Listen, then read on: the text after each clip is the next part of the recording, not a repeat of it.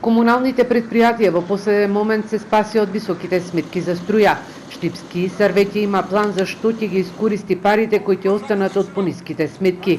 Со нив ќе ги враќа долговите кои изминатата година се натрупаа за потрошена електрична енергија, а еден месец добија и сметка повисока од месечните приходи. Ние добивавме од 40 денари за киловат до 15 до 20 денари за киловат, зависи од берзанската цена на отворениот пазар. Така да со оваа цена која што биваме се надеваме дека барем еднаш до два пати сметката ќе се намали, за како што кажав, со остатокот на средствата да можеме да покриеме сметките кои што доаѓаа првите 3 месеца кои што беа под 19 милиони денари. Издавањето на првата општинска обврзница ќе донесеше инвестиции во фотоволтаици и изградба на мини хидроцентрала во филтер станицата.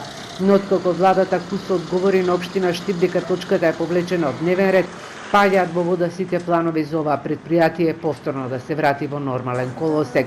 Комуналните предпријатија поради енергетската криза изминатата година направија милионски долгови, кои тешко ќе ги враќаат. Некои од нив останаа и без струја во одредени објекти, како што беше примерот во Кочани.